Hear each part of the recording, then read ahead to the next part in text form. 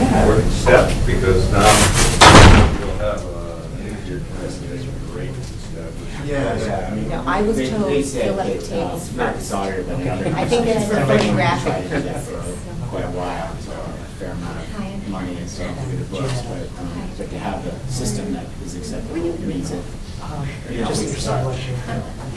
And it was a little bit vague about whether if they had a task order before that audit happens, or whether it'd be a since I'm going to do some labor. Yeah, but that's, so all you need is the task order. basically I'm just doing basis. I mean, Yeah, but from Florida originally, so you don't have, unless you travel to Miami or I'm getting, I get more of an education going to these, and I'm getting a chance to go for 28 hours. She's been off for a degree. Thanks. Fantastic experiences with working on Does that tend to slow Had a people lot down? of international experience. A lot of progress. I saw that. Yeah, that's great. I mean, I know there's a good number of no-shows that you do. Do you know that I don't even... Yeah, well, the rain will scare you.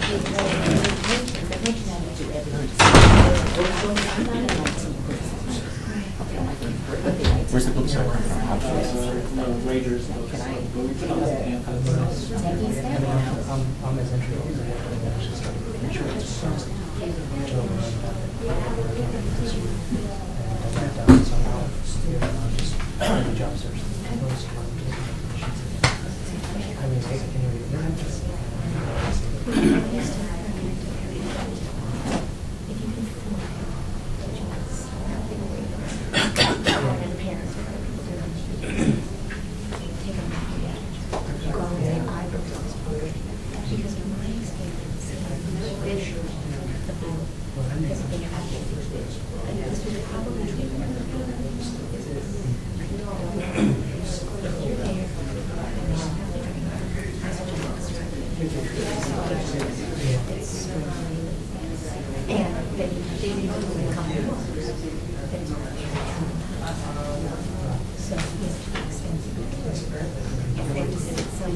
That's my issue. If I'm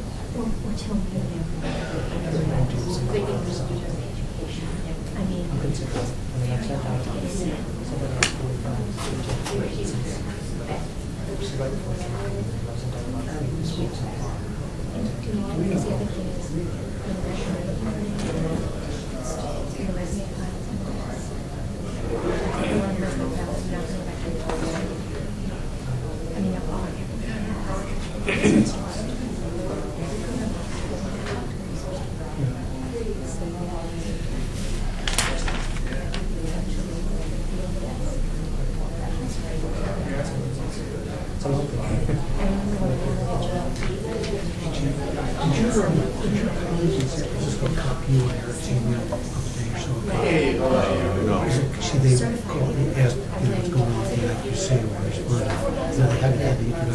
Yeah, I know. We had an audit on Friday and passed that. Yeah, So that's great. I'm optimistic, suspecting that they're held up a little waiting on us to cross that particular barrier so that Yeah, so everybody's on a... Eric thinks that's preposterous, that it's just... He doesn't think they're that thoughtful. Yeah. What is your recommendation for all? I just want to make sure you Yeah, yeah. But they wrote fast from beginning. Yeah. Like, I didn't read my November report. Because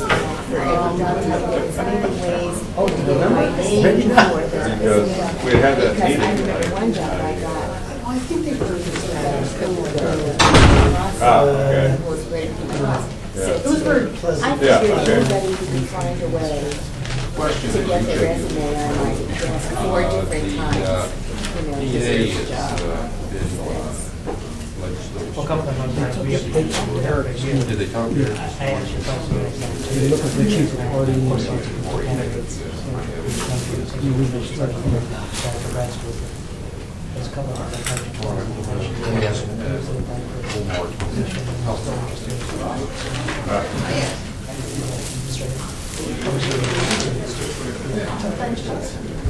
Huh? Yeah. Well, they have basically experience, 10 years of experience. But it's familiar with the Middle East, speak Arabic. Yeah, well, it's now preferred water.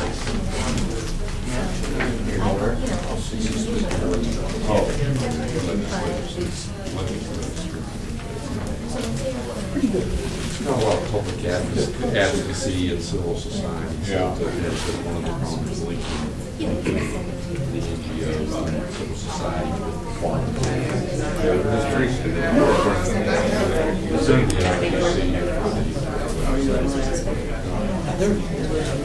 process of bidding on it. Yeah, they're bidding for it. 6.5 million dollars.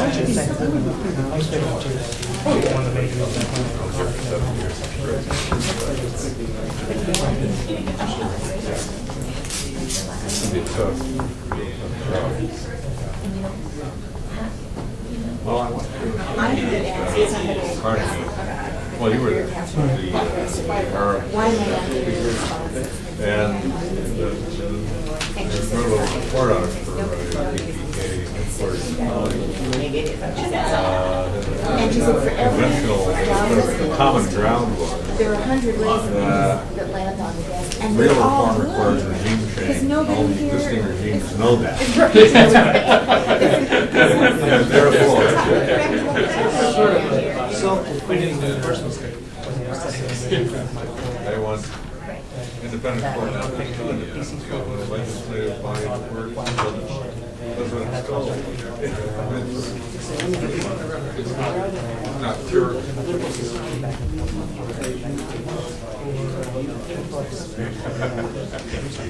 Not sure if you look at the rules, but you know, the other end, that's not our responsibility. So,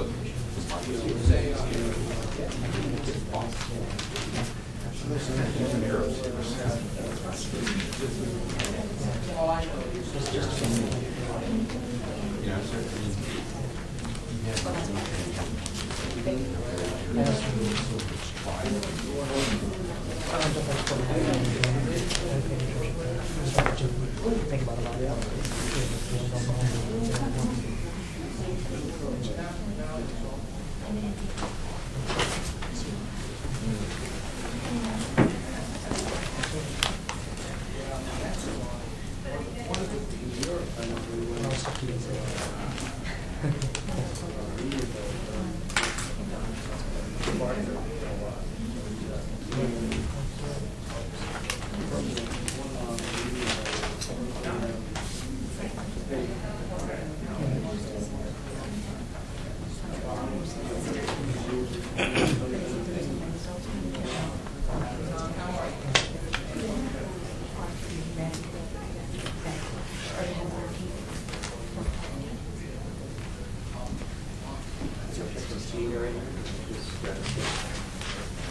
Grab a seat.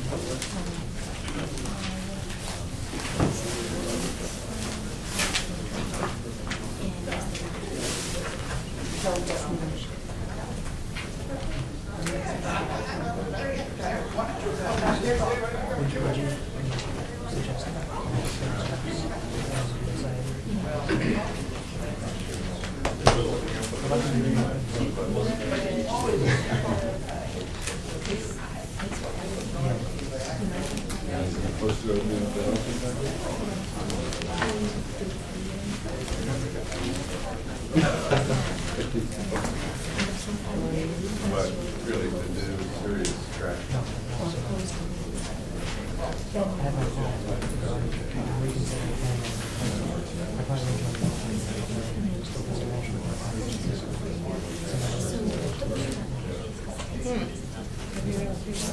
Which one, Carothers? No, what is it, Eric? Bjornlund, Bjornlund.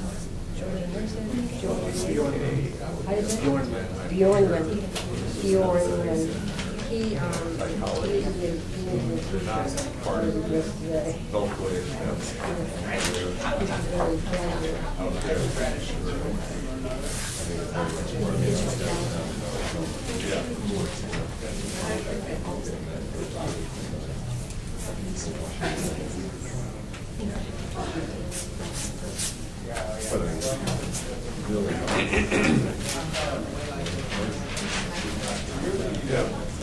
yeah, various times, but they try to tell that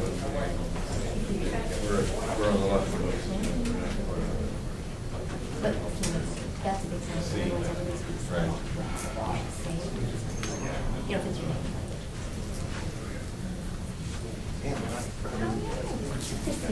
Good to see you. I'm very excited.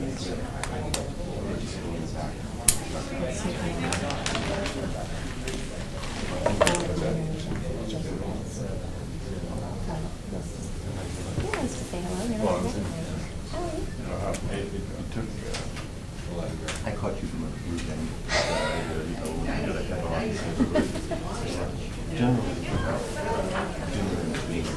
You can do it. That's pretty good.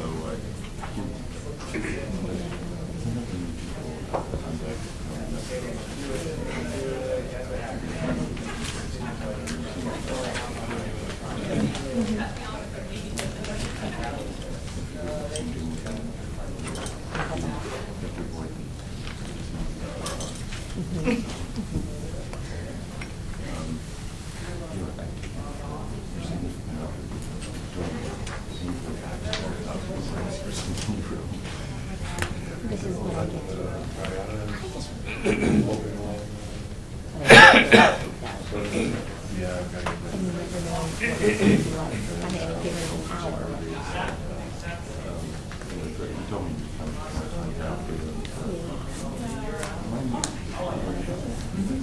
I know what you do, I just don't know where you do it.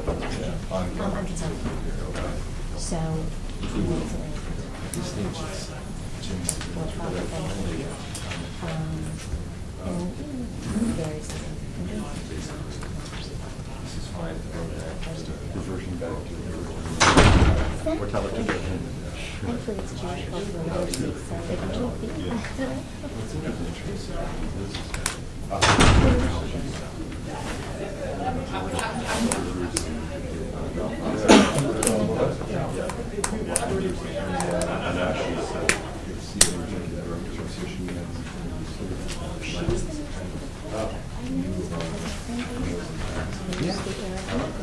Amy's on the board. Right. First thing, first thing look when after we get politics, what was that one? Or an alternative.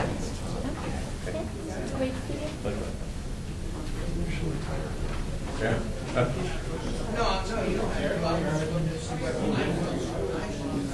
Rob, nice reference in the post. Prominent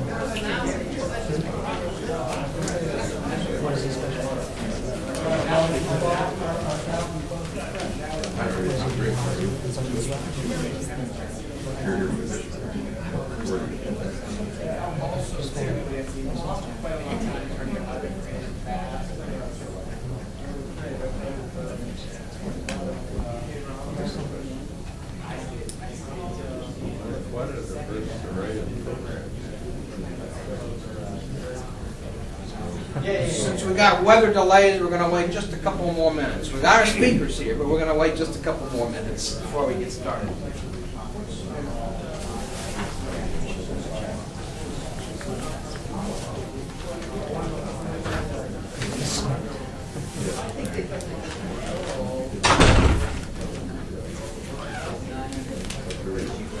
You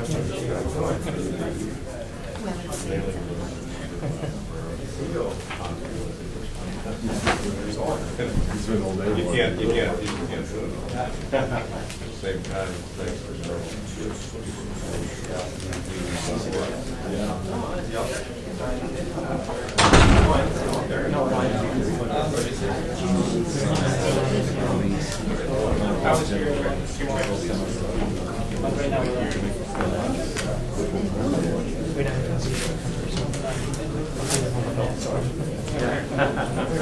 Oh, appreciate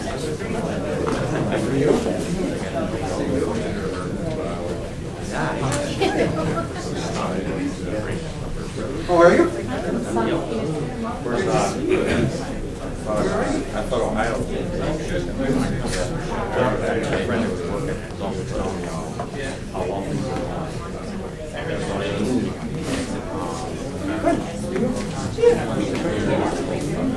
the exit polls come out, yeah, they all showed them by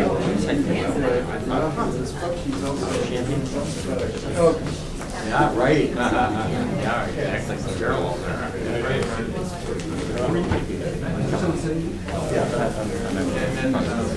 down here.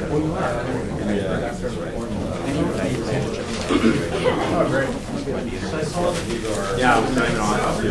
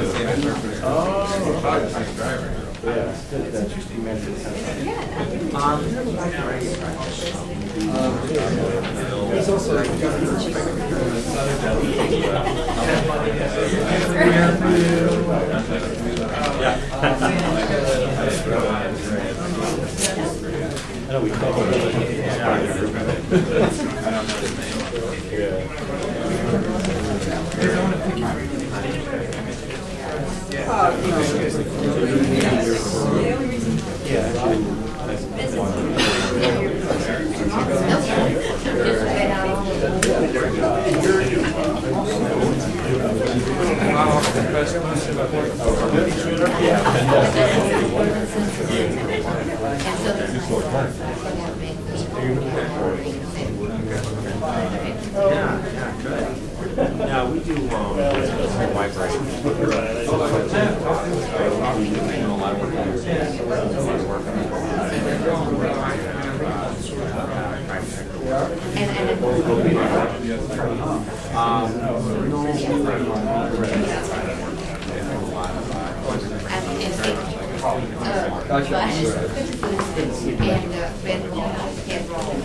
yeah, they would be similar.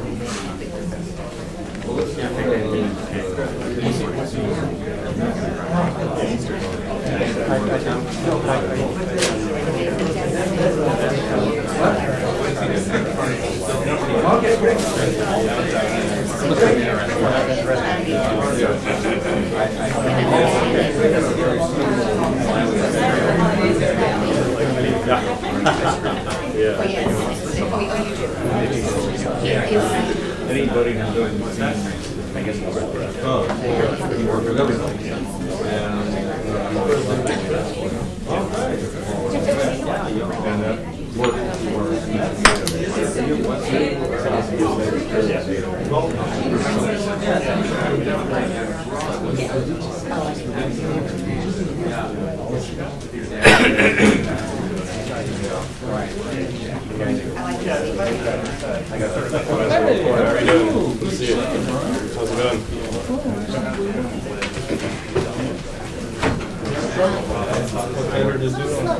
If I can encourage you to take a seat and my two speakers to join us up front, we'll go ahead and get started.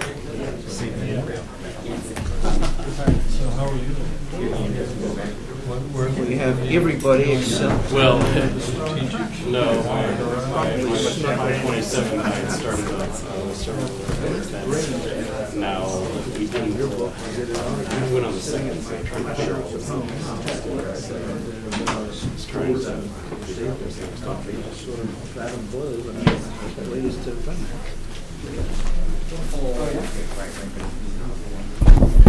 Well, welcome.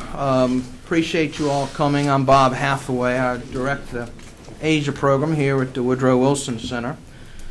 It's a messy day outside, and yet we've got a full room here, which I think is a testament not to the food which we're not offering you, but in fact to the intellectual stimulation and nourishment that you know you're going to receive today. We're delighted to have you here.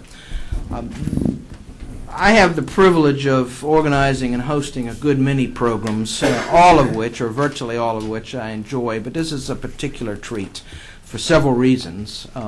One reason, because Eric spent a year, or actually more than a year here, writing this book, and I talked with him about it. I saw it evolve during the course of his 15 or so months here, and it was a great fun to watch the intellectual process which led to this book, but equally fun from my standpoint was simply Eric is such a terrific guy, and we enjoyed having him, frankly, more than we enjoy some of our fellows.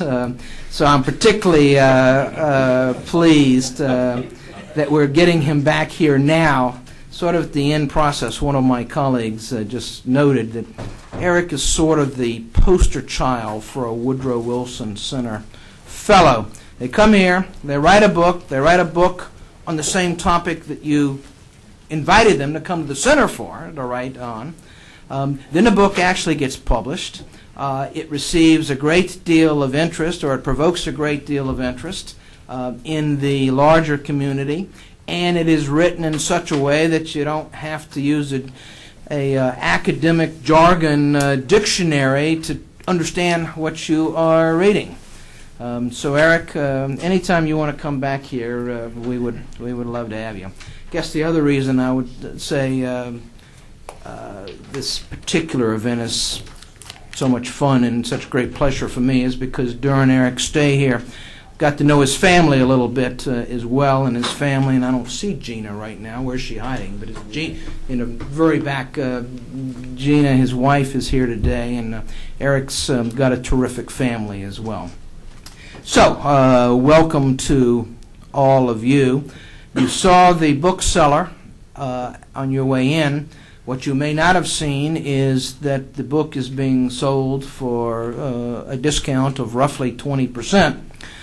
So this is your opportunity not only to get your own copy and to get it inscribed, but to buy several Christmas presents and give copies to your significant other and your father-in-law and your mother and anyone else. So buy 3 or 4 copies before you leave here, and you'll make sure that Eric and Gina have a particularly large dinner tonight.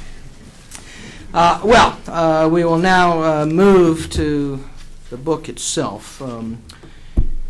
Subtitle, Monitoring Elections and Building Democracy. And one of the things I think that attracted the Wilson Center to this concept, and it was still a concept, is that Eric, in an intellectual and a policy sense, separated these two processes. I think he'll tell you that election monitoring is an essential ingredient in the process of building sustainable democracies, but I suspect he'll also tell you that sometimes we treat it as if it's an end in itself, when in fact it's only a small part of a much larger process. It gives us great pleasure to bring Eric Bjornlund to you. He is now a founder and principal of Democracy International. Many of you got to know him, as I did, when he worked for more than 10 years with NDI, the National Democratic Institute for International Affairs, both here in Washington and overseas. He knows of what he writes because he's been engaged in, and indeed in many cases headed, election monitoring programs and other democracy promotion projects in more than 25 countries around the world. The case studies in this book reach over several continents. Eric is an attorney by training, and as I indicated, we're particularly proud to say he was also a Woodrow Wilson Center fellow here several years ago. So Eric, we turn things over to you, and then after Eric finishes, we're going to ask Tom Carothers to say a few words. Eric?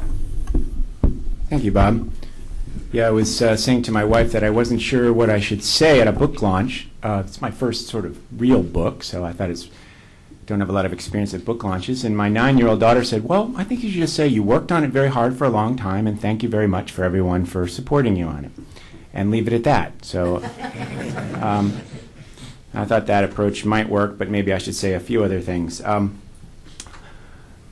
There's always something new. Last Thursday, just a week ago, the Washington Post said, quote, talking about the government of Ukraine, despite the government's brazenly unfair campaign, a majority of Ukrainians voted for the leader of the opposition, Viktor Yushchenko, and authorities then tried to steal the election. Now, this is something that most of us believe we know about the election in Ukraine, and it provides the moral basis for the Orange Revolution that's going on now, even as we sit here. But I thought it was interesting to ask sort of where this comes from, and how do we know that it's correct?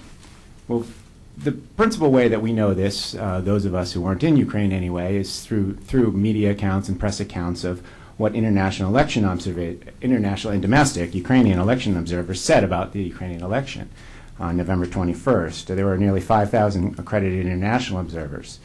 Bear with me just for a moment while I quote a couple of the statements. The OSCE, which had 600 observers, one of the largest international organizations involved in election monitoring, said the election, quote, did not meet international standards for democratic elections.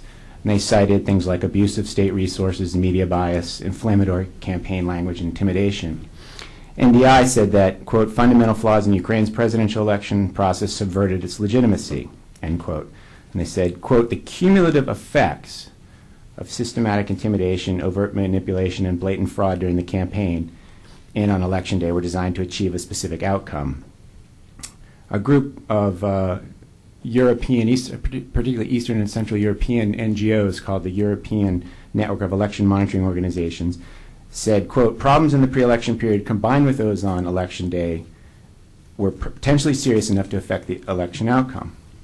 That's interesting to me because a lot of these conclusions seem very similar to the experience that we had in Cambodia in 1998. And the international community in Cambodia largely accepted the Cambodian election that was marred by a lot of the same kinds of flaws, and even arguably was worse since it took place after a coup and had the effect of legitimizing what happened after a coup. And I don't question at all that the process in Ukraine was extremely flawed, but I really wonder what evidence that we have of the more specific conclusion reflected in the Washington Post editorial that the majority of the people in Ukraine voted for the opposition candidate. I think that this is actually unproven. There were some 30.5 million voters in the November 21st runoff election, and the Ukrainian Election Commission claimed that 49.5% of them, that's about 15 million voters, voted for the current Prime Minister, Yanukovych, and 46.6% voted for Yushchenko. And what the basis for this, however, the international community didn't accept that, and the basis for the conclusions that the Washington Post editorial reflects are a few, principally exit polls done by one group in particular, one consortium of kind of university centers that was funded by foreign donors. And that exit poll had Yushchenko winning by 54 to 43%. A kind of group called a consortium of groups called the Democratic Initiative Foundation. And another sample had the margin closer, the first one being done through questionnaires, the second one being done in face-to-face samples. But this would suggest that Yanukovych really received 2 million fewer votes than what the Election Commission had him as, and Yushchenko really received, quote-unquote really, 2.2 million more. Pretty significant swing of numbers. You're talking about possibly as much as, the margin was 800,000 according to the Election Commission, and this swing would be 4 million votes. It's a lot to hang on exit polls. I think that one of Yanukovych's advisors said, remember, if Americans believed exit polls and not the actual count, John Kerry would be president. And I think he actually has a point. As we all know that the exit polls in many states on November 2nd in this country got it wrong. And there's even more reasons to worry about exit polls in transitional environments or environments, semi-authoritarian societies. There was also a parallel vote tabulation, or a quick count, done by the Committee of Voters of Ukraine, a long-established election monitoring group, actually a group that I was privileged to be at the founding of that group 10 years ago. They haven't released their results,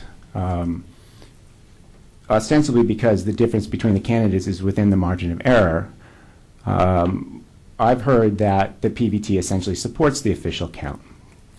Now, this doesn't mean that there wasn't lots of fraud, nor does it mean that the election was acceptable, because certainly all the other problems that were cited by the international groups were well documented and were very serious.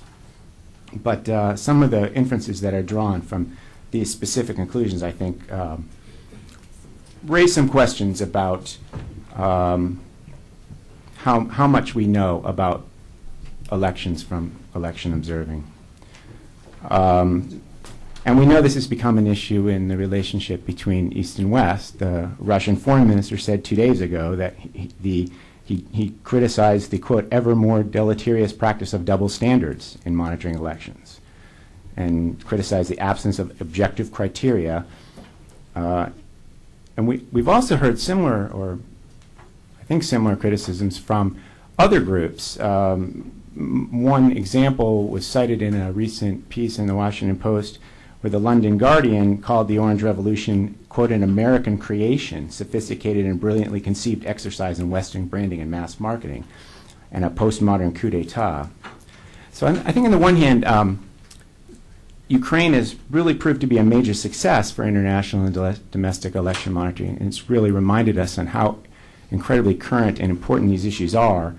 But on the other hand, I think that it still shows how far we have to go, that we really aren't sure that we can always, we should be more confident of what the truth is, and especially when we're making specific claims about the truth. These issues are still very important, issues about the ability and motive of external actors and assessments and assistance in the election context to contribute to democratic change. The external role in elections will be even more controversial, potentially in places like Iraq and possibly Palestine. And a lot of the historical sensitivities about international engagement in politics of other countries, about sovereignty, some of those had dissipated substantially after the end of the Cold War, only to be re-emerging now in the wake of the invasion of Iraq and current international climate. And even the U.S. reaction to the presence of observers in this country, many conservatives in the United States reacted very strongly to the presence of the OSCE on November 2nd. They did not have access to polling sites in many states. There were strong criticisms of their legitimacy, and this is all despite the fact that the U.S. has commitments to the OSCE. All OSCE countries make commitments to accept international observers, and that's become an established international norm. And I also think that the Ukraine story reminds us, which is really the reason I wrote this book, is that I think we can do better. And anecdotal and impressionistic isn't enough. I think that what we essentially do now in international election observing is to apply kind of instinct and judgment and experience to anecdotal evidence, which can be very valuable and can be very meaningful, but I think we can still do better, and we need to be clear about making distinctions between an election that's very flawed and shouldn't be accepted as a democratic election versus different kinds of assertions that more people cast ballots for candidate X over candidate Y. And this is all emblematic of much larger dilemmas in international democracy promotion and indeed in foreign assistance, dilemmas about motives of external actors, the appropriateness and effectiveness of outside action, sustainability of our efforts, and how to avoid superficiality. International election monitoring and its sort of cousin of domestic monitoring, nonpartisan domestic monitoring by non-governmental groups inside transition environments, inside other countries, is a major international activity right now. It draws enormous international resources, attention, political clout, power. It's almost hard for us to remember that 20 years ago it essentially didn't exist. And partly what I found myself doing was a history of where it came from. In the early 1980s, election observation was completely ad hoc and informal. It might be a few human rights lawyers showing up in what was then Rhodesia and some of the countries of Central America to bear witness to what was going on, much as journalists might. Then in the mid-1980s in the Philippines, there was an attempt to try to pay some real attention to what was happening in elections that took place there. And many in the international community, including my old organization, NDI, learned an enormous amount from the efforts of civic groups in the Philippines to try to use the elections as a wedge to broaden democracy and to insist on fair elections and when there were nominal elections going on. And so by the late 1980s, the sophistication, late 1980s, early 1990s, the sophistication of international election monitoring had grown quite considerably, and you had increased involvement of figures such as, and most notably, Jimmy Carter. But still, it was essentially an NGO activity. And in the 90s, in the last 10 or 12 years, this has transformed dramatically. And along with a kind of rapidly growing interest in elections internationally and the third wave of democratization, we have the institutionalization of election monitoring, so that now it's an activity that is well established at the multilateral organizations, at the UN and the OAS and the OSCE, the Commonwealth and the European Union, et cetera. And much international election observation is now done by those kinds of organizations.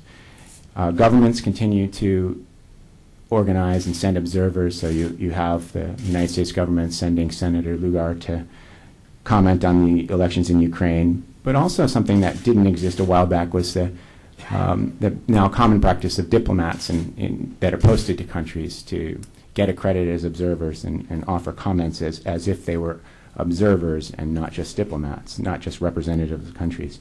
And there is a whole NGO community that continues to be extremely involved in these kinds of activities as part of a broader effort to support democracy. And I think much of this institutionalization is good. It reinforces the idea of democratic elections as an international norm and demonstrates the broad acceptability of election monitoring and broader engagement on issues like human rights. There's increasing consensus on the importance and goals of international election observation, and these are not only things like objective assessments for both local and international audiences, but also things about building confidence in the process and encouraging domestic engagement in politics, encouraging broader democratic development, educating the international community about the struggle in particular countries or improving the understanding of democratic elections in general.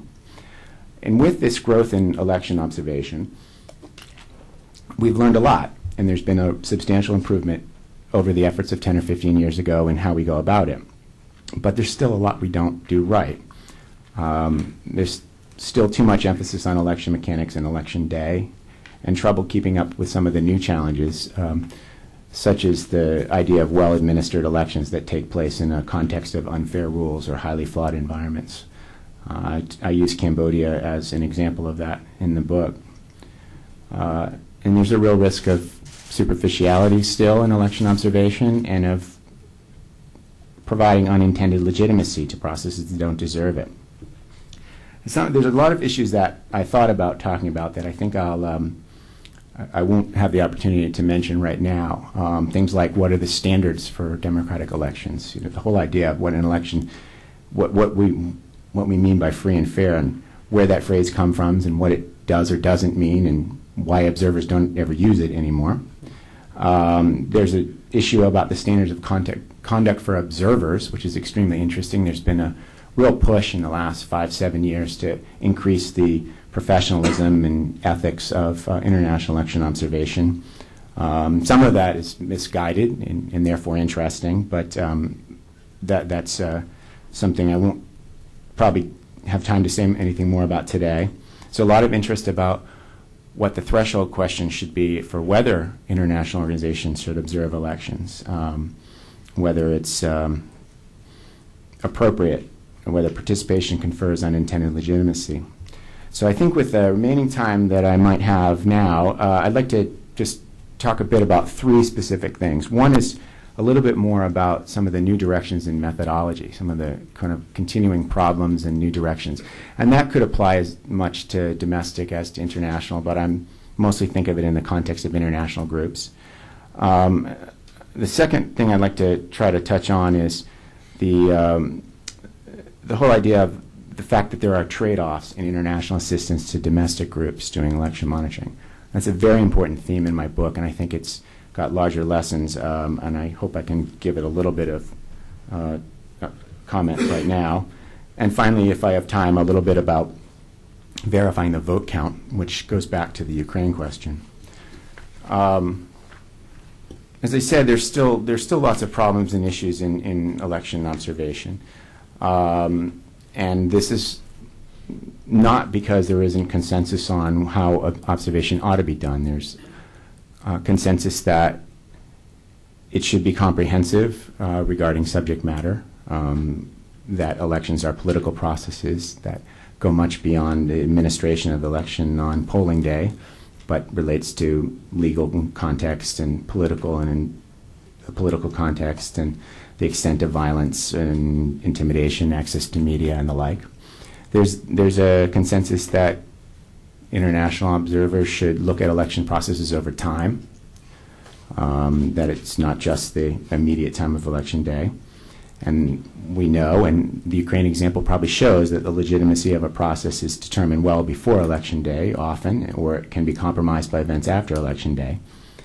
And there's a consensus that comprehensive monitoring is geographically dispersed. It is across the country, that there are regional variations in the need to have significant enough numbers and relationships with local sources of information to be able to comment about process not just in urban capital areas. There are many issues that continue to exist, often implicitly, in the way we observe elections.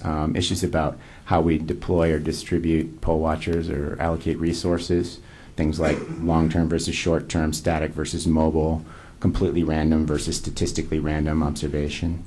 There's a second set of issues about the process of fact-finding and assessments, which there are many examples of this, but design of election day checklists, sort of what questions do we ask on election day, how do we do post-election statements, what are our standards of proof, what are our assumptions about the proper role of observers. I think questions like how much or what kind of evidence we need to have to question the fairness or legitimacy of an election, or whether the burden of proof is on those who allege fraud, often determine what the tone is of our assessments. There's a whole issue about what has become to be called qualitative monitoring, which I'm going to come to in a second. And there's a third set of issues about the interests of observers and the ownership of statements, because the mandates and the interests and the constraints of election monitoring actors vary according to whether they're multilateral organizations. Multilateral organizations have advantages, but they also have disadvantages because they have multiple objectives and often find it difficult to criticize member governments. NGOs have some advantages in terms of independence, but many lack professionalism or have biases or don't have legitimacy in the eyes of some audiences. The assumptions about who we're talking to. I just spent the better part of 6 months working with the Carter Center in Indonesia. President Carter, in the first round of the Indonesian presidential elections in July, was extremely effusive in his praise of the election process in Indonesia. And everything he said was completely correct and completely true. But it was largely true because he was speaking to an international audience. He was trying to tell people who were getting their information through CNN or the Washington Post that Indonesia was not Iraq, which is a nuance lost on many people.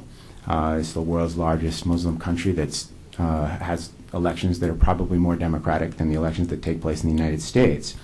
But he was also criticized by many human rights activists in Indonesia and by some kind of leftist types in the internet for not being critical enough of problems in the process. Let me take just a minute to say something about this idea of improving election day observation by improving our methodology.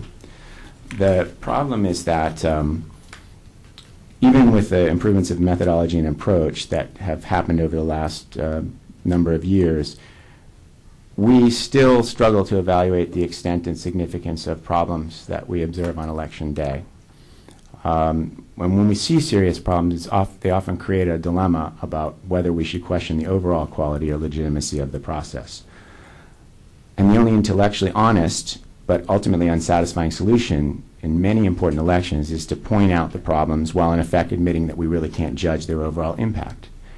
And if you go back and look at the statements about Ukraine, all the good observer groups basically say that. They say they don't know what happened.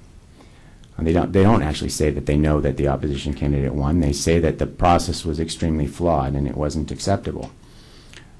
This is a continuing challenge for us, is how we can make our findings less anecdotal and impressionistic. And our current approach, and I'm really just focused on election day short-term monitoring right now, short-term observation, is to spread as many observers as we can get geographically as much as possible, and then the observers will decide locally where they go, which geographical areas and polling stations to visit, usually on the basis of kind of local information about where there are problems, what places are quote-unquote interesting, and also on the basis of where they have access and what's convenient, doing things like trying to get to the maximum number of places they can get to on election day. And our current approach to information collection is to collect as much data about the election as we can and have long observation forms or checklists of information to collect and questions to ask, much of which don't necessarily get well used or analyzed. When we draw conclusions with this kind of information, but political scientists Elklund and Svensson, who wrote in the Journal of Democracy a few years ago about what we mean by free and fair elections, pointed out that elections threaten the quality of an election, irregularities threaten the quality of an election only to the extent that they're extensive, systematic, and decisive in a close race. And yet we're limited really to using instinct and experience to sift through the anecdotal evidence that we get. What we tried to do in Indonesia this past year was to improve established methodology and to be able to strengthen the inferences that we can draw about election day fraud. Again, we have to remember which problem we're trying to solve. This is really about election day fraud, not about media manipulation or money problems. But we did so by trying to use statistically random manner of assigning observers to polling places. And in theory, that would allow us to generalize about the findings that we have. It's an extremely difficult experiment to run in Indonesia because the country is so large. There were about 600,000 polling places, if memory serves me correctly, and the country, as you know, is one of the largest countries in the world. In fact, it was the largest single-day election in the world, and with very difficult logistics and even short polling hours, not to mention the fact that election day fraud wasn't really common enough to make the experiment work all that well. But these are the kinds of questions I think that observers need to get to. If I can just touch briefly on this idea of international systems for domestic election monitoring, and this is something that I've talked a lot about in other contexts, and as I said, I've written a lot about in my book, especially about certain countries, including Indonesia. And the basic idea that I would like to emphasize is that we can think of election monitoring, and indeed we can think of elections, and indeed we can think of development assistance either as ends or as means to an end. And with election monitoring, the end would be building better elections, democratic practices, and the like, but means in an ongoing process of democratization. And I think there's tension between those two purposes. I think that the idea of improving the quality of a particular election or getting good information about a particular election leads you to a certain set of interventions as a provider of foreign assistance, whether it be money or whether it be advice. that can be very important, can make a big contribution, but tend to emphasize certain values, such as maximizing the number of people that get out on election day, or collecting a certain amount of information. But there's another possible purpose, which is using elections, and then therefore using the kind of mobilization of civil society that comes with elections in many transitional environments as a catalyst to build civil society. And I think this is less understood. I think it's not unique to the domestic election monitoring area. I think there's this kind of question about how you encourage the agendas that already exist of local actors and reinforce them as opposed to try to supplant them. But if to the extent you can do that, it's much more possibility of using elections and domestic election monitoring as a way of energizing citizen involvement and mobilizing NGOs and transforming attitudes. And the paradox of domestic election monitoring, which also really was not something that was that existed in the world until it was invented by the NAMFREL organization in the Philippines in the mid-1980s, and has now become really a significant international movement and widely copied and adapted throughout the world, is that there's the paradox, which is that in some ways domestic election monitoring it's both extremely important and overemphasized. And it's overemphasized because it's easy to fund, it's easy to support, and that has tended to distract us in the international community from some of the kind of harder to see longer term benefits. And election monitoring is like other areas of foreign assistance to organizations where we have to be able to identify and support local agendas and initiatives in order for it to be sustainable and effective. And if I can just take a couple of final minutes, a fascinating issue and it continues to this week in Ukraine, is the question about how we can know about what happens in vote counts. And indeed, this is an important question in U.S. elections now. And previously, the bad guys would be able to go through the motions of holding elections and manipulate the vote count. So they would allow people to cast votes, but be able to change numbers after that and change the results. And that was a common kind of cheating that we saw in what Marcos attempted in 1986 and Noriega attempted in Panama a few years later, and would have been attempted by other people in power who didn't want to accept losing power through elections. And the enormous accomplishment of the international community and the election observation areas to make that much, much more difficult. And we now have techniques that, through joint efforts of the international community, international advisors, and typically local actors, civil society kinds of actors, that makes it very difficult for any internationally monitored election for election authorities or governments to get away with that. And one of the principal techniques is something that some of my colleagues at NDI came up with in the 1980s, especially Larry Garber and Glenn Cowan, who's here, Tom Melia, was what they called parallel vote tabulations, also called quick counts, using the principles of statistics to observe the actual balloting and collect the results from polling places and do it sort of quickly and in a way that would identify fraud in the aggregation or tabulation process.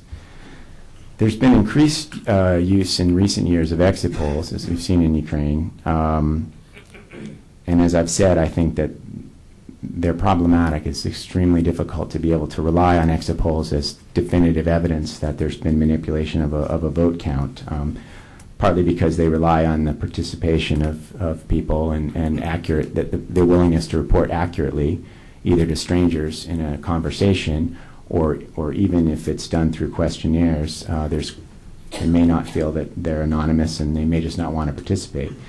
And there's a second set of issues just relating to methodology, which is very difficult to get right, even in places where we have lots of historical data. And there's also a new tendency to do lots and lots of polling. In Indonesia, there were enormous numbers of polls, including lots of horse race polling. I think a lot of that is of concern. I could say a lot more about PVTs and a lot of these other issues, but I want to give Tom a chance to comment and see if anybody has any questions. I called the book Beyond Free and Fair because I wanted to sort of emphasize the idea that the role of election observers should be conceptualized and conducted differently, not just as an attempt to sort of look at election day and say whether it passed some test, but rather that elections should be thought of as part of something that's broader and bigger and more sustainable.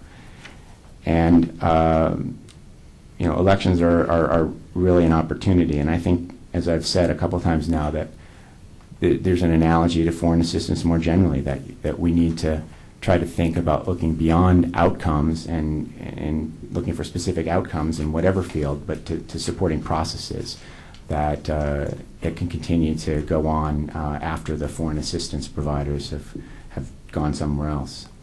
And thank you very much. Thank you, Eric.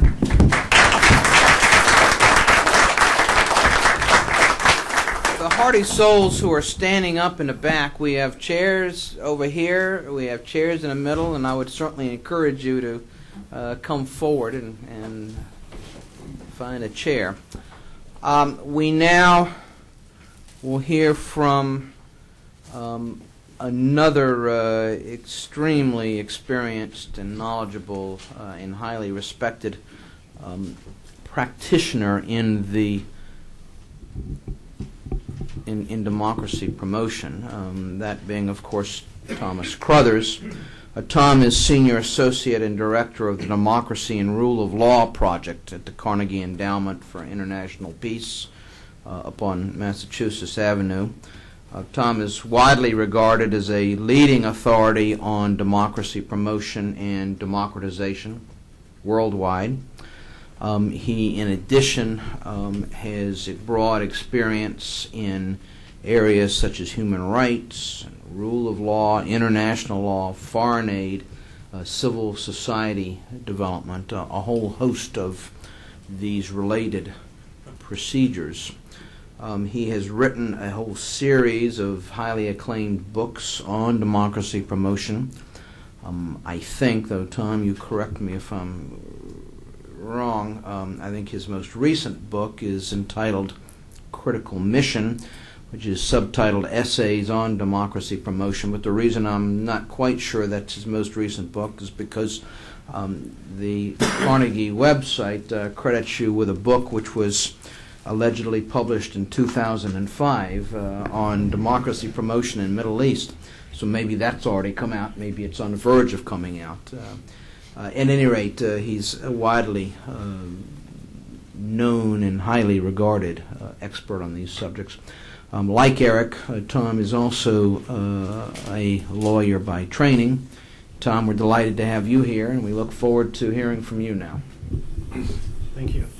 Thank you very much. The book on the Middle East will be out in about 3 weeks. That's why we're just already on sale, though, if you'd like to buy it on the website.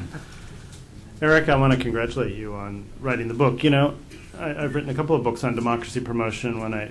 Having done that, you know, what happens is, as you know, there's a large community of democracy promoters out there, many of whom are carrying around and in their hearts and their minds and their souls tremendous ideas and learning and stories about what they've learned. And I can tell you that over the years, more than a few of them have come up to me at some moment, whether in an airport lounge somewhere or it's the anteroom of some NGO or something or other, and said, you know, I'm going to write a book that's going to really tell the story of X or Y or Z about democracy promotion. And as I ask them to describe the book, it usually is half democracy promotion and half Tom Clancy, in which they star as sort of the Jack Ryan of democracy promotion and carry democracy, whether it's to whichever particular country it is. None of those books ever appear. But you have written a book here, and you've written a significant one, and I congratulate you on it. This is a serious piece of work in a field. The best kind of books are books that it's like an incipient rainstorm. You know, there's a lot of moisture in the air about election observing and election monitoring, but nobody has brought it together into a coherent framework and said, this is a field. It needs systematic thought. And you've done so by taking a series of interesting questions, some of which you've talked about here today, proceeded methodically through them, and brought to them a series of case studies which you know well, because you participated in a lot of them, but enliven the account, and that's no small thing. So I congratulate you on that. Now, in case you're worried, I'm not leading up to some devastating criticisms, which is probably what you're thinking. No, I'm trying to recommend the book to all of you because it's an unusual book in that sense. There's no other book on this subject. I suppose there are other books on international elections that have been internationalized, but nothing that really crystallizes this field of international election monitoring. And you've done so in a way that I would say is consistently fair. You have a very understated style in which you settle a few scores, which is fine. One does that in books with things that bugged you, whether it was in Zambia or Indonesia in the late 90s or things, but you do so in a way that's thoughtful and fair. And if you didn't, it would be boring, because there's a real person behind the words in this book, somebody who obviously has a philosophy which is, come on, this should be a serious field, and as you say, we can do better because we're aspiring to something higher here. So we're trying to create a set of standards which will hold all over the world, and it's incumbent upon us to be serious about it. And you detect times at which the international community, through rivalries between organizations or pettiness or misconceptions, falls short of that. And you politely, in your very lawyerly and polite way, point out when they have, and that's useful. You also do something which I think is extremely useful, as you mentioned at the end of your opening remarks here, is you constantly come back to the idea that even real election junkies like yourself, in fact, the real election junkies have their eye on something else, which is that elections can be the basis for a broader process of building democracy. And one of the paradoxes is those people who tend to say, oh, elections have been overemphasized, are not the ones who spend a lot of time on elections, who in fact know that elections are really useful as a fulcrum for lots of other things. And you continually come back to that in the book, and in a very useful way. I'd like to just engage in a couple of reflections based on the book and taking off from this subject before we go to questions and answers. I think there was a lot of sense in the world of international election work in the early 1990s that there had been a big flurry of international elections work starting in the Philippines and El Salvador and a few places in the mid-'80s, and of course through 1989, an explosion kind of election work. And then there was a sense for a little while, particularly after the 1994 South African elections, which were kind of, in a sense, a catharsis for a lot of people in the international election business, I think, and a great moment, that the field maybe was kind of peaking in some way. But then there was a sort of whole second wave of very important internationalized elections in Bosnia, obviously in the mid-1990s, in Nigeria, then in Indonesia in the late 90s, in Serbia, in Mexico in 2000, in Kenya, Georgia more recently. So there was this huge sort of middle set of elections, all of which were extremely important to the countries in question and the regions. And then we find ourselves today in the space of 5 weeks between December 26th and presumably on January 30th, with 3 elections in Ukraine, Palestine, and Iraq of fundamental importance for those countries, or would-be countries, for the regions that they're part of, and for American foreign policy. And so somehow 20 years into it, we're still paying very, very close attention to elections in other countries and to the international dimension of them. I think this reflects the fact that there has been a fundamental underlying progress in the last 20 to 30 years in the world, which is elections are now the coin of legitimacy. If a government wants to seek legitimacy with its own people and with the international community, elections are the surest way to do that. It's not the only way. There are legitimate governments out there that have not been duly or properly elected. But it has become the path to legitimacy. And that's a huge achievement, of which this world plays some part, and some significant part, I think. Secondly, it reflects the fact that, as I was saying before, and as you were saying, elections are important, but they're important also because big things happen to a country's political consciousness or its civic culture in and around elections. What's happening in Ukraine today, or in the last few weeks, or really building up for the last several years, is something much bigger about Ukrainian national consciousness and its place in Europe and its place in the former Soviet Union, its relationship with its neighbors. And elections are a fulcrum for much larger political events, and not always appreciated at the time in some ways, just how important they are. And then third, what's happened in the last 20 years is the fact that elections have been internationalized in a way that nobody really planned or expected. It was kind of one thing has led to another. And the normative framework, the sort of international laws and the practices are still catching up, in a sense, to all this activity. People, as Eric really rightly analyzes and points out, the concept of a free and fair election sounds like it ought to be fairly self-evident what's a free and fair election and what isn't. In fact, it's not. It's completely debatable what's a free and fair election. And he really, in his very both creative but lawyerly way, goes through the fact that this is an extremely elusive concept, despite what we think. Now, it's commonly, there is all this focus on elections. Now, of course, there are political experts and analysts who say, well, the international community, in particular the United States, and these democracy folks are just paying too much attention to elections. And I can tell you, if I had $1 for every international or domestic meeting I have been to where I give a talk on some democracy-related subject, and somebody in the audience says, democracy isn't just about elections, and there's a murmur of assent in the room, and everyone goes, yeah, let's get him, there's this, it's a sure applause line. And but the funny thing is the elections people never said that it was, but they're always assumed that they think that, because you're giving so much attention to elections, you must think it's the be-all and end-all. And I think it's worth pausing on that idea for a minute, because there are some people who argue that it would be better in societies to wait around for the rule of law to develop over a long period of time, or for the foundations of civil society to spread and root themselves in the society before rushing into these elections. It's a very appealing idea, and it's true that the development of a number of successful industrialized democracies proceeded in a different way. But the problem is a legitimacy issue. Because of the change in international norms, it's hard to wait around for 10 or 20 years and not have elections and have a legitimate government.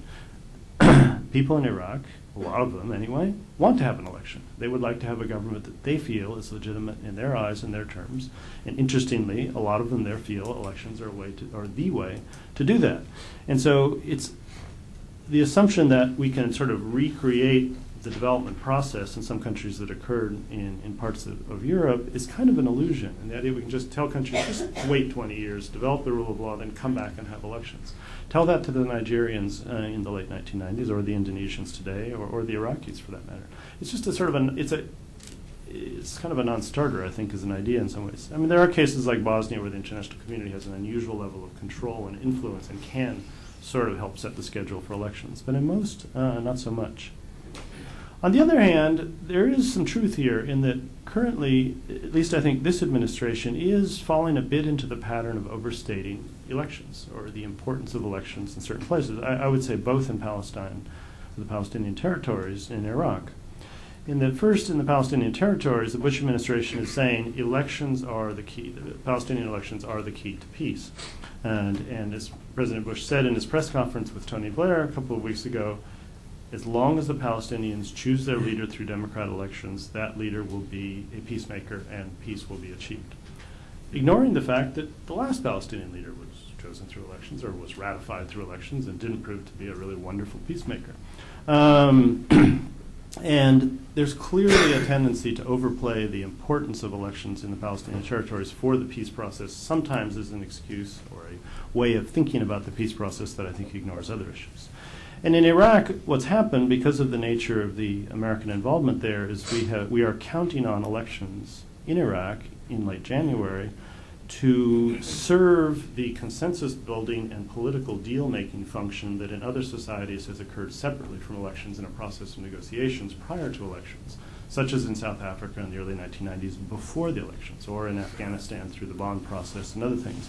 We've loaded the Iraqi elections up with the expectation that this will solve, or at least get us over the hump of illegitimacy and the fact that certain groups in the society do not want to take part in the political system that's being constructed. That's a lot to ask of the elections in Iraq, and is fraught with danger. And in both cases, there's clearly the danger of declaring democracy after elections, which is a mistake when that's done, particularly if it's associated with an exit strategy or a tendency to sort of wind down other types of efforts to build democracy. Now, one thing that you don't mention in the book, but I think is worth noting, is as the international community has moved to develop this world that you talk about here of norms and practices to promote free and fair elections, there's a parallel and sort of a dark side to it, which is those who don't want to have free and fair elections in their countries are following a parallel process of learning of how to resist this in some ways and getting more sophisticated about it. So we see, for example, more sophisticated manipulation of elections, so that in Ukraine, for example, the probably relatively accurate parallel vote count doesn't find the fraud or the manipulation because they have a way of placing it in a different part of the process so that it doesn't show up there. So, every form of offensive weapon produces a new form of defensive weapon and or defensive tactic. Secondly, I would say, and we see this from the Russian Foreign Ministry and others in the former Soviet Union, people are getting more sophisticated in their rhetoric about international electioneering and saying, well, your exit polls weren't so good. Why should we trust yours here? And as you say, they have a point. And playing with ideas about, it started, and it was fueled in some ways when there were problems in Florida, 4 years ago in our elections. People seized on that in a lot of countries and started using that as a tool to say, well, why are you telling us you know how to have elections when you can't seem to have them yourself? And they have built on that. Now, they're pretty sophisticated, actually. Third, they're also getting but more forceful at resisting the presence of this kind of aid. So you have a place like Zimbabwe where Mugabe knows very well what goes on in this world, and he doesn't really want any part of it. So he undertakes legal measures to prevent the kind of aid that might build the seeds of these kinds of efforts. Or in the former Soviet Union, the government of Uzbekistan just asked the Soros foundations to leave and said, we saw what happened in Georgia, and we do not want that to happen here in Uzbekistan. So it's time to pack up your Open Society Foundation and go home. So they're starting to push back, and even in Ukraine there was certainly some pushback against NDI and IRI along the way. And fourth, of course, you don't talk about it too much, although you mention it here, the world of alternative election observers. I mean, the Russian government sends election observers to every election in the former Soviet Union. They're actually often the first ones on the television in Central Asia and the Caucasus saying these were very good elections. And we're proud to be here at this historic moment in Azerbaijan's history, or Kazakhstan's, or whichever the country is. And so there's a parallel world of election observers matching in some ways. I mean, they're not the same, but they're matching this. So what's interesting is there's a further side to this story here, which shows that it's a dynamic process, as Eric is saying. It isn't just that we're falling short in some cases. People are pushing back, and it's still up for grabs if certain regions are going to really make much progress. I mean, somebody put it dramatically to me the other day. We were talking about elections, and he said, an expert on the former Soviet Union, there has never been a free and fair election anywhere in the former Soviet Union. It's slightly overstated. You can go and sort of say, well, what about Moldova? Well, their election wasn't too bad, and the Russian one in '96, and it was reasonable. But he has a point. Actually, in the former Soviet Union, there has not been a really good and healthy election yet, 13 years after the collapse of the Soviet Union. Whereas there are other regions, like Latin America, that have good election after good election. Despite chaotic politics and a lot of problems, they have a lot of really good, reasonably free and fair elections. And so the world is surprisingly diverse now with respect to elections. Some regions, like the former Soviet Union and the Middle East, where there are a lot of bad elections, and some regions, like Central and Eastern Europe and Latin America, and parts of Sub-Saharan Africa, where there are a lot of good ones. The final comment I'd make is that in a sense, this story that you've told attaches to a sort of a deeper story, which needs to be developed, and you've provided some of the basis for, which is all the election monitoring work is part of often larger aid interventions in countries that consist of not only monitoring, but also aid for the administration of elections, and often the International Foundation for Election Systems does some of that, but a number of other people as well, Canadian groups and others.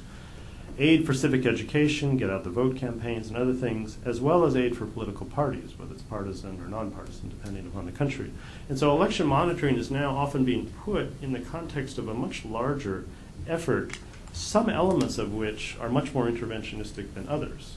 And this raises questions in people's mind who observe these kind of campaigns, both from the outside and from the inside.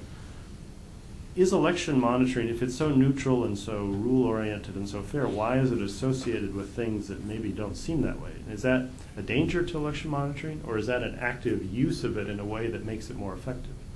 That's hard to tell. I mean, Ukraine looks like a success story, and I think will probably prove to be, but it's very much using the pressure for free and fair election for monitoring associated with a number of things like efforts to mobilize some kind of some types of civil society groups that within the society would hardly be seen as nonpartisan, even though they're formally civic groups. And And same thing, obviously, or similar types of things have happened in other countries like Georgia, Serbia, and other places.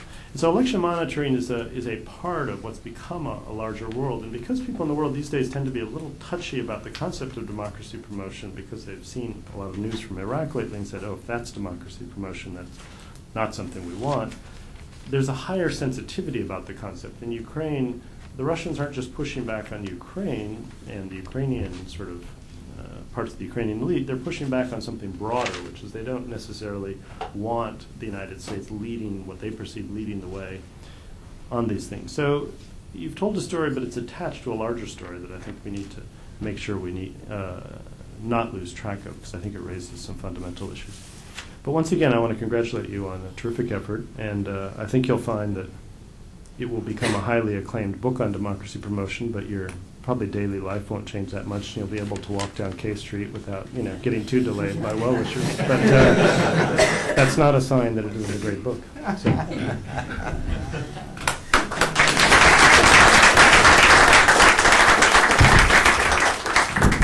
Thank you, Tom. What you don't know is Eric's always had a difficult time walking down K Street. He was always waylaid by well-wishers.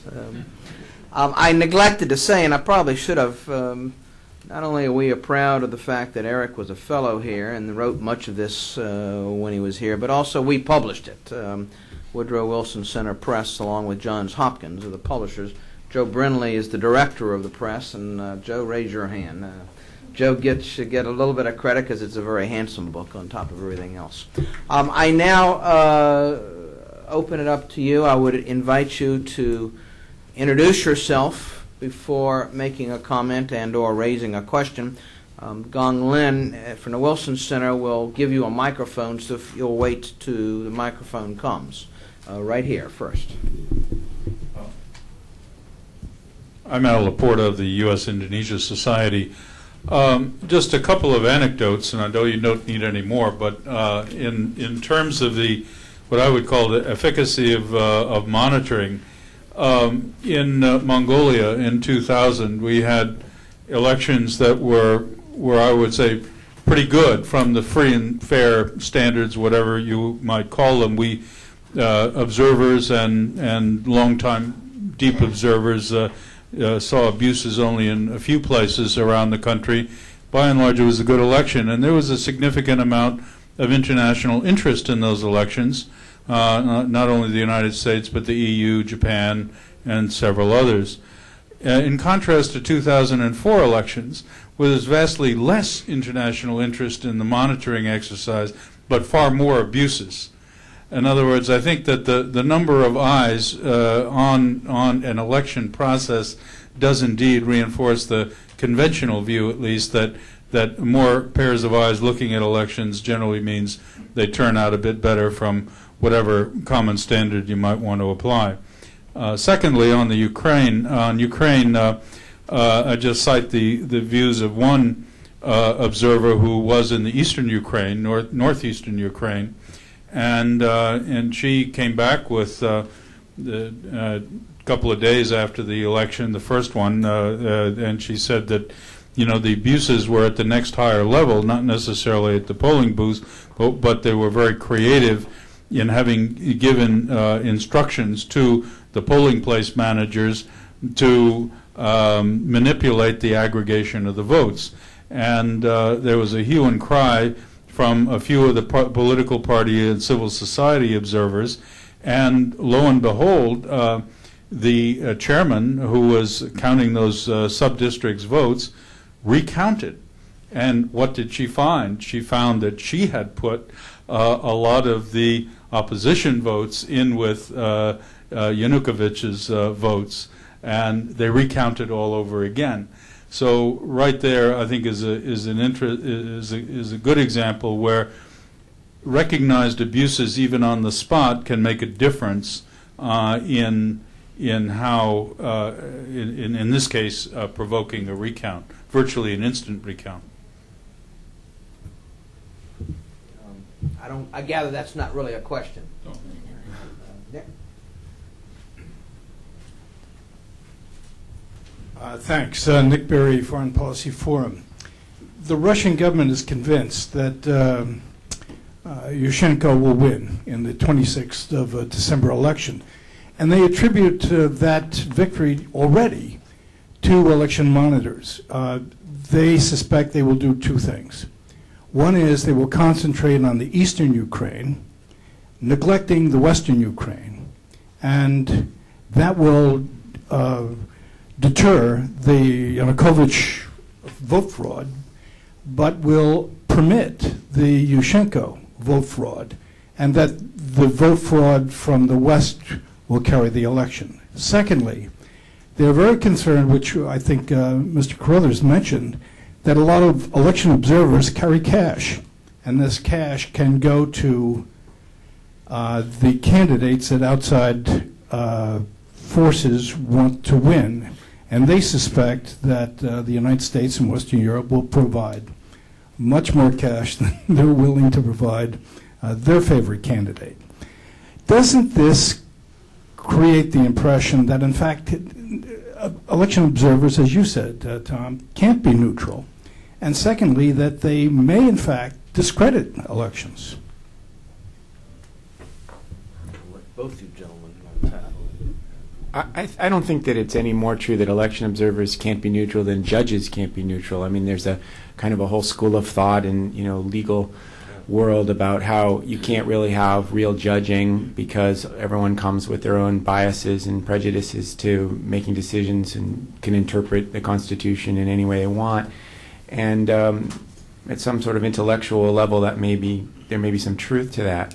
But I think there's a real difference between international election observers who are trying to get it right, or domestic groups that are trying to be responsible in the way that they organize themselves and report on what's going on and what their goals are.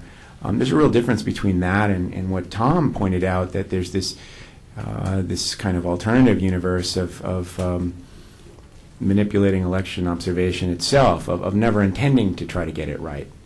And there is a lot of that. I mean, and actually in the book I talk about that in some examples of it. Some specific groups in Cambodia that went with preconceived notions. A significant extent that happened in Zimbabwe. You had dueling election observers in Zimbabwe in 2000 and 2002, where there were groups from some countries that were there basically for the purpose of trying to have another point of view from what might be seen as the Western election observers. I don't really accept that particular criticism. I think it's not true that international election observing is used as some way of funneling cash into the one side or the other in the political process, which is not to say that there isn't a lot of American and European investment in forces of reform and in certain groups in Ukraine, and I think Tom raises a very good point about what's appropriate for the international community in general, and what's particularly appropriate for the United States, given the United States' special role in the world. The United States has to be particularly careful about what lines it wants to cross. And at NDI, we always took the position that we thought it was entirely appropriate for the international community to care about whether there were democratic processes in other countries.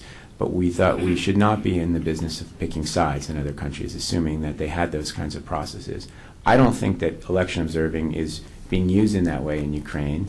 I don't think that there will be any of the serious or legitimate election observer groups that will be trying to think about where they deploy in order to get a certain outcome, which isn't to say that many of them may prefer a certain outcome, and it isn't to say that the Russians may not be right, that outcome's more likely now, given what's happened, than what actually may have happened on November 21st.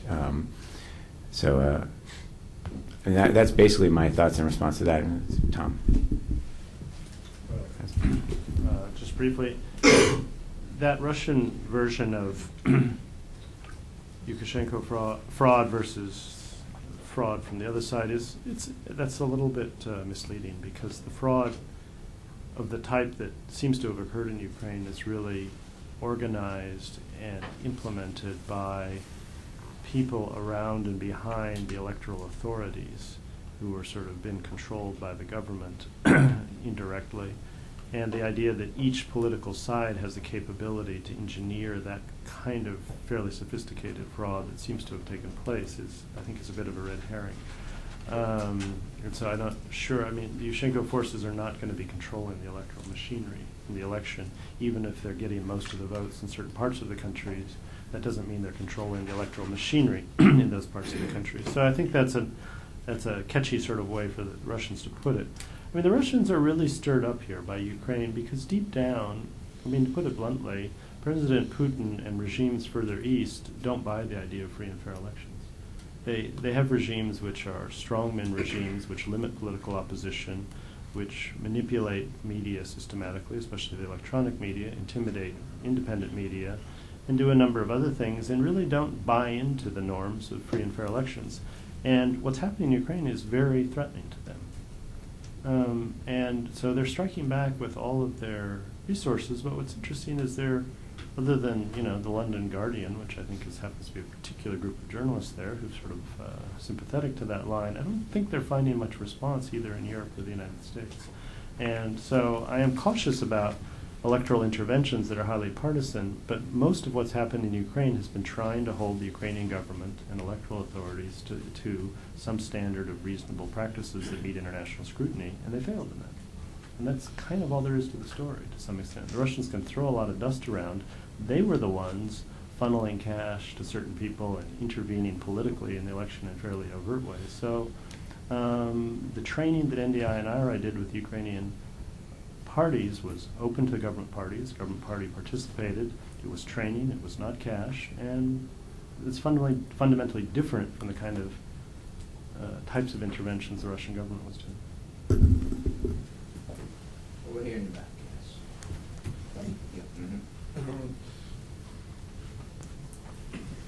Thank you. Mitchell Pullman, and I just returned from Ukraine observing for the OSCE on my 6th mission. First off, I just want to say I found what the gentleman over here had to say about observers giving out cash to be a little amusing, because a fair number of election observers usually need the cash too badly that their government gives them to be just giving it away. So,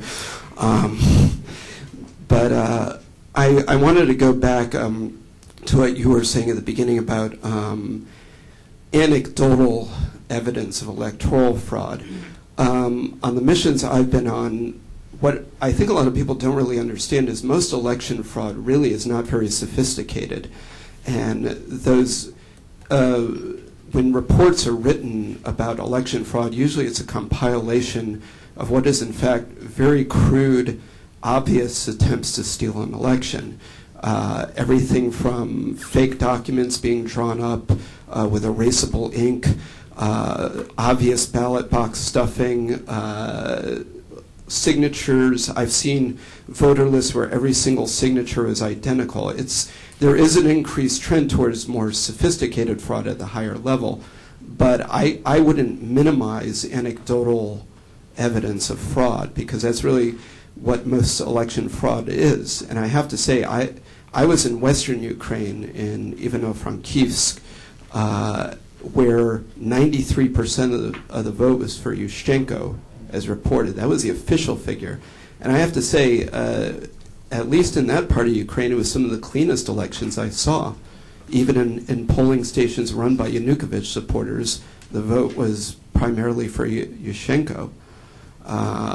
So the Russians may not like that, and they may talk about lots of fraud on the Yushchenko side, but I just didn't, I was looking for it, I just didn't really see it. But once again, I think it's important to emphasize that most election fraud really is anecdotal, and it's really not very sophisticated. It's not a question per se, so I'm going to recognize Jim Michaels, and then if either of you want to respond to that comment as well, do so. Okay, thank you. Jim Michael with DPK Consulting. I was prompted by some of Tom Carothers' observations about the relative importance of elections in the broader process of democratic development to ask whether you were able, in your effort to deal with elections and election observing in a systematic way, to get into some of these broader questions in your case studies. Now, I don't know anybody who says elections are the be-all and the end-all, but I think a lot of people believe that the popular demand for reform is going to get a different response in a society in which there are recurring elections in which people can have some degree of confidence that they will be free and fair. And I wonder if you were able to, well, this isn't the book about everything, in dealing with the subject of elections and election observing, get into the broader implications of elections for democratic development. So you may want to respond to the previous comments. Sure. I mean, I think that the context in which it comes up in a lot of ways is another one that Tom alluded to, which is this sort of revisionist thinking, that elections really aren't all that important after all, and we're spending too much time on it, and too much is being made of it. And I tried to deal with that by talking about why it's worth paying attention to elections, and why it's come to be that elections have become such a significant institution, sort of above many others in international legitimacy for governments, and especially in transition and post-conflict environments. And I try to run through, what are the arguments why elections are worth paying attention to? What's the context in which this is true? What do elections do? They provide opportunities for other kinds of institutional development and political change. There's the political fact of an election in probably in any context, but especially in a kind of transition context, is it, often things like, somebody once told me in Zambia that spent years, donors had spent years trying to encourage independent media in Zambia, and when there was an election, all of a sudden an independent media sort of emerged overnight. Because of the election. There's lots of people have thought about those kinds of issues, and I tried to make some reference to some of that. So that may not be the entire answer to your question, but I think that's part of it.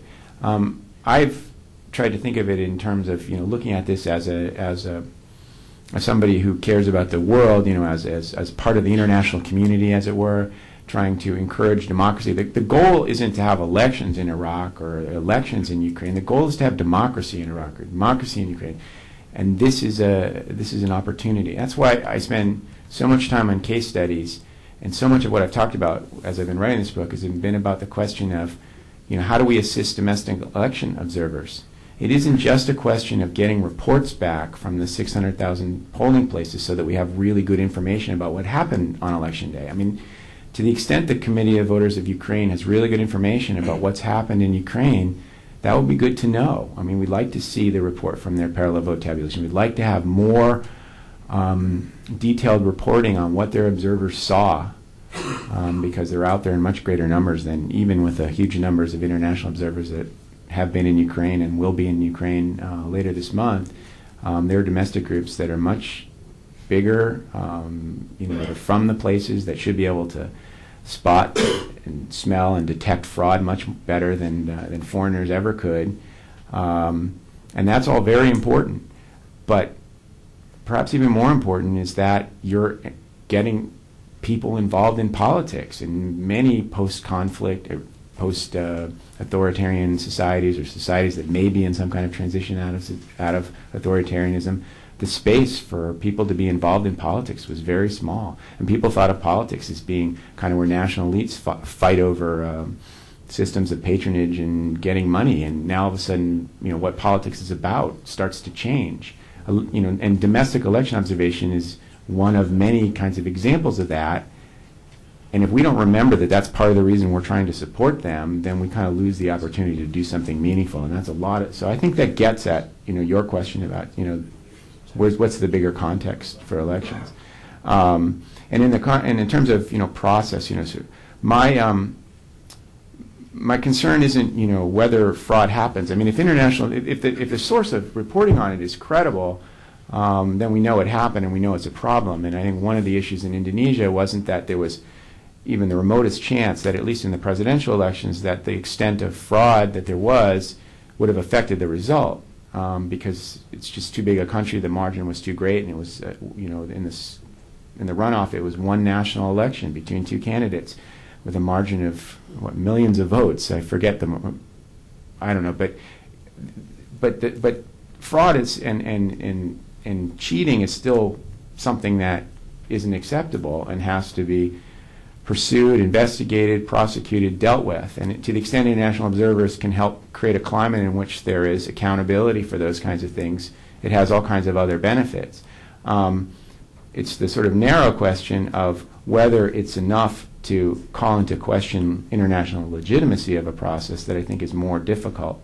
And I think it's the tough question that international election observers find themselves in. I mean, they felt, the OSCE felt in Ukraine that it was so overwhelming that the whole feel of the place, the way the media worked and the way the manipulation was, that they could say things that were very definitive.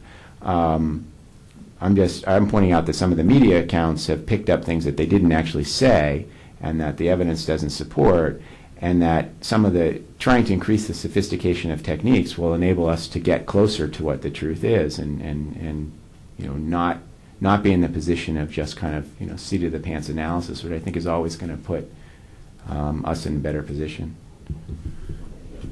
I think we've got time for maybe two back-to-back here, and then Alistair will do the last two. Hi, my name is Brian Vogt, and I was a recent observer on the Indonesia elections. And I just wanted to ask our the guests what your thoughts are on the upcoming elections in Iraq.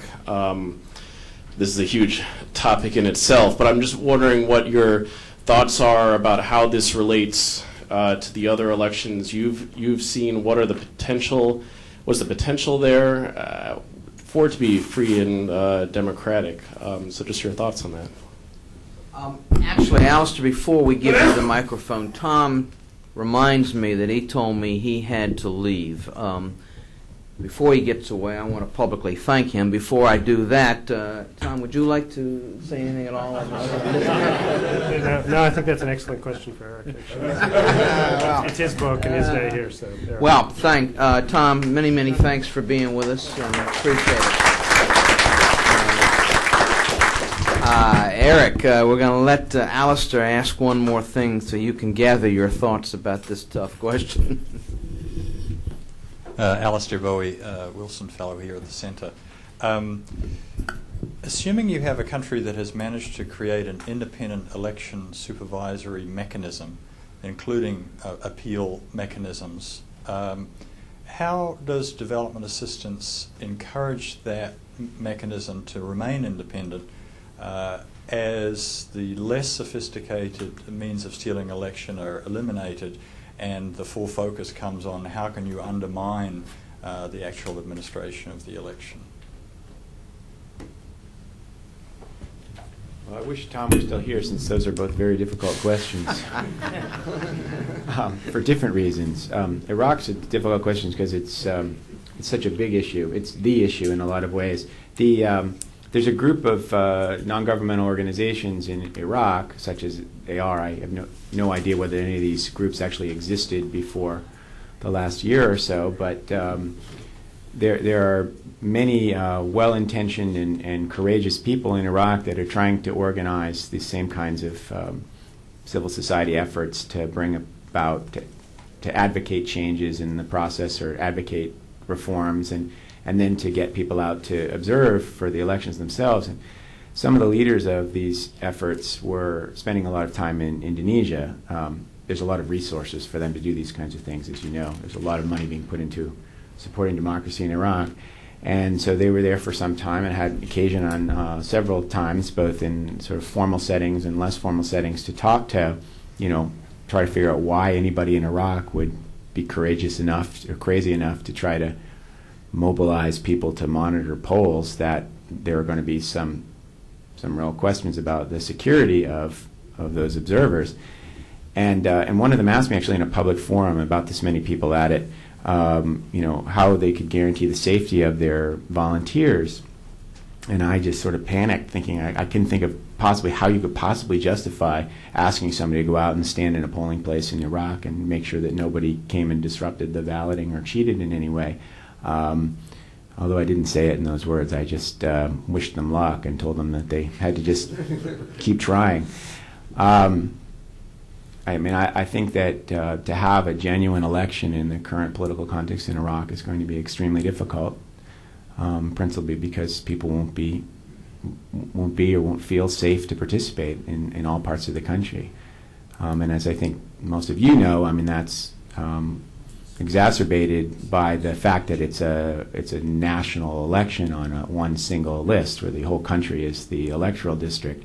So if certain communities, if Sunnis don't participate, there aren't going to be any Sunnis in the legislature. So that makes it even more difficult to sort of hold the election in certain parts of the country, or to go ahead with the election if significant parts of the country aren't participating. I think that you have very unfortunate results because of that, because it's an election for a national constituent assembly on a national list, where if only a small number of Sunnis participate, there are going to be no Sunnis in the legislature, which has all kinds of problems. But for reasons that you all know and that Tom said earlier, to not have an election raises its own problems, especially now that so much is riding on that. So I don't think there are any easy answers about sort of the timing of the election or what happens, but it's extremely difficult to think of that as being a process that will be something that we can feel good about. And I think the question about how to deal with sort of more sophisticated or more subtle kinds of manipulation of election processes, I mean, I think that's kind of one way of stating the kind of larger challenge that we face. If there are good appeal mechanisms that are able to sort out real issues about whether there's cheating in the aggregation of ballots, that substantially reduces that kind of problem, and the existence of sort of international observers, of domestic observers with techniques like parallel vote tabulations and quick counts, and of genuine independent appeal mechanisms in emerging democracies have all combined to try to reduce that kind of sort of blatant cheating on election day by ballot stuffing or in the vote counts, which isn't to say that they aren't really continue to be important, because I think it's their presence that deters those kinds of problems. And the problem with manipulation of elections through other ways, through intimidation, through stacking who the authorities are and having them make the rules unfair to one side, through control of the media, through control about how politics get funded and where money comes from, all those kinds of problems, those are the fundamental threats to democratic elections, not just in developing countries or emerging democracies, but also in closer to home in many cases. Certainly with respect to things like money and the rules, who draws the boundaries for congressional elections, we all know is a huge problem in this country. And sort of how we address those is, I think, one of the fundamental questions. That's sort of the next generation problem, is how we can be more sophisticated and not just say there's intimidation here, or the media has been manipulated. We've gotten very good at proving media bias. There's very good techniques about sort of documenting it and measuring it. But there's still the question about, how do you get cause and effect from that to, if more people really did vote for Hun Sen in Cambodia than voted for the democratic opposition, there's a whole other question. It's sort of almost like sociology or mass psychology about why. And we know that the media was unfair and there was intimidation of opposition candidates.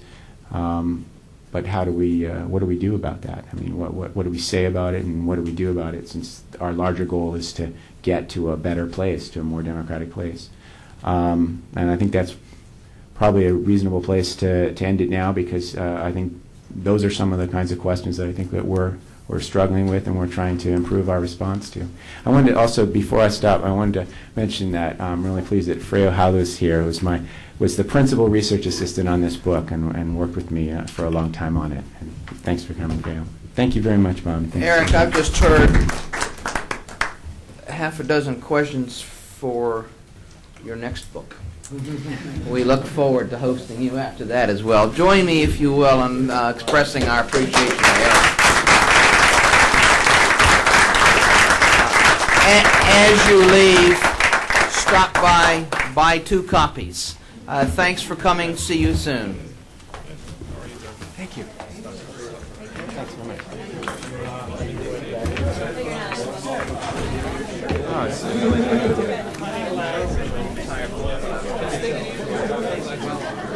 Hi, Arlen.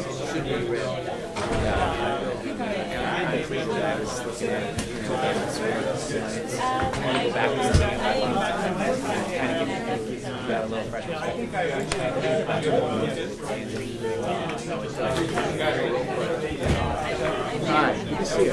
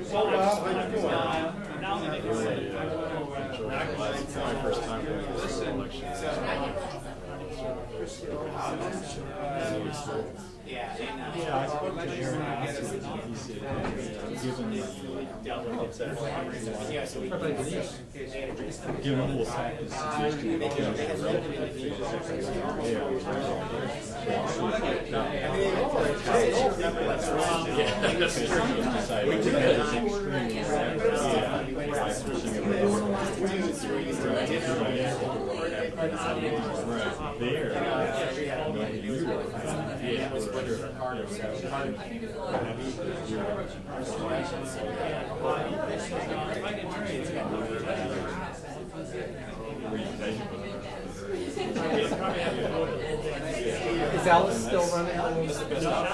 I guess you can go into these things and sort of prepare for the worst. I've had emails from them. Yeah. So, yeah, I agree. Yeah, we know Vicky's motivating. Yeah.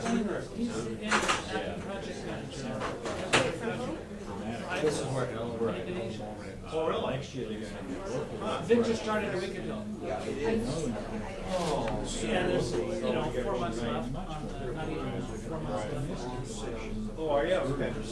Well, he has the right from him. I would go, especially since there seem to be a different take on things from the local versus the Carters. There was that different, but it was the way it was expressed.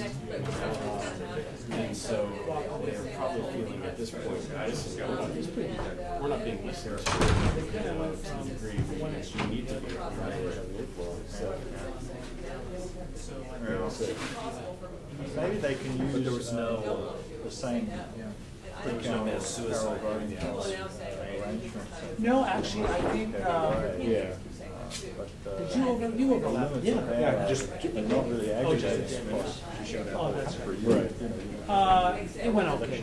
Yeah, I gotta tell you, though, I couldn't wait to get this. I could not wait to sit there, and I got my Still work to be done. main assignments done. Did you write your section on the report? No. I got everything but the. You're a new Indonesia here, a new old thing. Yeah. Right, I went out to do a report that did not deliver. Well, good to see you. I had such great help. Yeah, I did everything. She's not cheating if somebody else to go out and not do it. It's sort of one of those cases where I feel good because I did everything I had to do but that. He I actually don't know was the one that how brought you guys into a project that we're doing in Guyana. Oh, yeah. I think Who does? yeah, right. So I'm just excited. I'm going to her Christmas party. The other one, the I just heard. a good friend. The person who sent me is Catherine. So, in fact, Joe just went upstairs to get some more. He's got some. I did review all this stuff. How'd you find out about this event? I did go through it. And they leave me, because I'm not sure how I'm going to make a report on that. I run the Asian program. This obviously wasn't just Asian. Are you interested? Some of them are receiving Asian related. That's the thing, I mean, just walking down the street. I looked at that, I decided it would take me 2 full weeks of non-stop work. I spent more than a dozen years on the Hill. Unpleasant. So, maybe too unpleasant. Maybe there's lots of, so we'll see. Okay, great. We have my card. Yeah, we'll see you there for lunch after the meeting. Yeah, no, I was there. So you're gonna be around? I left essentially. A couple of days up okay. today. Yeah, very good. Well, nice to meet you. Yeah, thanks. Yeah, just let me know, and maybe I'll get you one of your. Should get your books. Terrific. Any particular? Yeah, mainly, I would say that the two countries we run programs in, India and Vietnam. Really good to see you. Vietnam in particular, because we have a pretty big. Hey, good to see you. I actually do very little on Vietnam, although I'm trying to gradually build that up over time. But I'll put you on both my South Asia and my Southeast Asia. I should say. Did I give you my card? Yes, you did. We just finished a major employment training project. Bob. And maybe it's interesting. Happy holidays. Same for you. Really made some. Are you? Is your dance card full between now and Christmas, or? Not really, next week is light. I'll give you I'll send you an email, or you send me an email. I'll call you Monday morning. Okay.